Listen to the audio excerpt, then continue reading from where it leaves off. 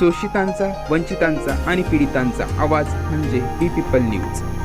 आत्ताच सबस्क्राईब करा.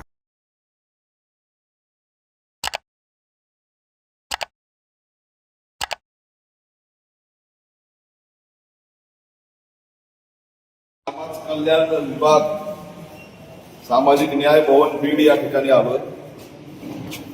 काही प्रकरणासाठी त्याला सहाय्यक आयुक्तांना भेटायला आलो. ही एंट्री गेट तुम्हाला दिसली आणि एंट्री गेट नंतर धक्कादायक गोष्ट मी तुम्हाला दाखवतो की या ठिकाणी या सामाजिक न्याय भवन मध्ये एंट्री करताच तुम्हाला लघवीचा आणि गुटख्याचा वास येतो.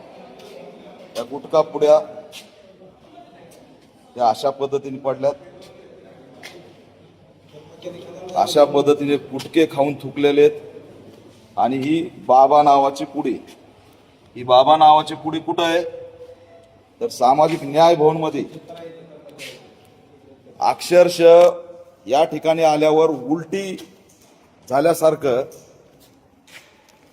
मला वाटलं आणि वाईट वाटतंय की हे भवन, या भवनाच्या वर जर डोम बघितलं तर ते स्तूपासारखं आहे. आणि हे स्तूपासारखं असलेलं भवन संपूर्ण राज्यभर माननीय चंद्रकांत हांडोरे साहेबांनी अतिशय मेहनतीने सामाजिक न्याय मंत्री असताना हे भवन उभा केले.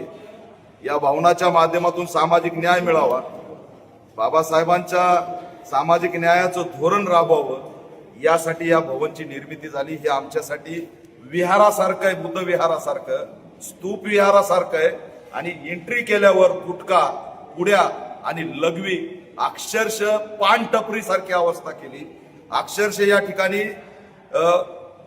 एक बाथरूम सारखी अवस्था केली. इथं आल्यानंतर उलटी झाल्याशिवाय राहणार नाही अशी स्थिती आहे. 4 कुंड्या ठेवल्या असत्या, काही योजनांचे फलक लावले असते, सुशोभीकरण केलं असतं तर हे सामाजिक भवन या ठिकाणी शोभून दिसलं असतं. परंतु एंट्री केल्या केल्या तुम्हाला दर्शन कशाचं तर गुटख्याचं, इथल्या गुटख्यांच्या पुड्याचं आणि अक्षरशः या ठिकाणी लघवीचा सुद्धा वास येतोय. एवढं धक्कादायक आहे. सामाजिक न्याय मंत्र्यांना मी आवाहन करतोय, संजय शिरसाट यांना, की तुम्ही या सामाजिक न्याय भवन मध्ये जाऊन बघा काय सिच्युएशन झाली. आम्ही ज्यावेळेस माहिती काढली तर हे प्रसाद लाडणी यांचं एक कॉन्ट्रॅक्ट आहे. त्यांना मी आवाहन करतो की अशा पद्धतीने फक्त सामाजिक न्याय विभागाचा निधी लुटण्यासाठी जर तुम्ही आमचा निधी वापरत असाल तर हे दुर्दैव आहे. हे या माध्यमातून मी जाहीर करतो आणि याचा निषेध करतो. याच्यावरती तात्काळ सरकारने दखल घेतली पाहिजे आणि राज्यातले सगळे सामाजिक न्याय भवन जे आहेत ते विहारासारखे जपले पाहिजेत. लवकर मी या ठिकाणी परत येणार आहे. तो जर बदल नाही दिसला तर मग पॅन्थर स्टाईलने उत्तर दिल्याशिवाय राहणार नाही, हा इशारा सुद्धा देतो.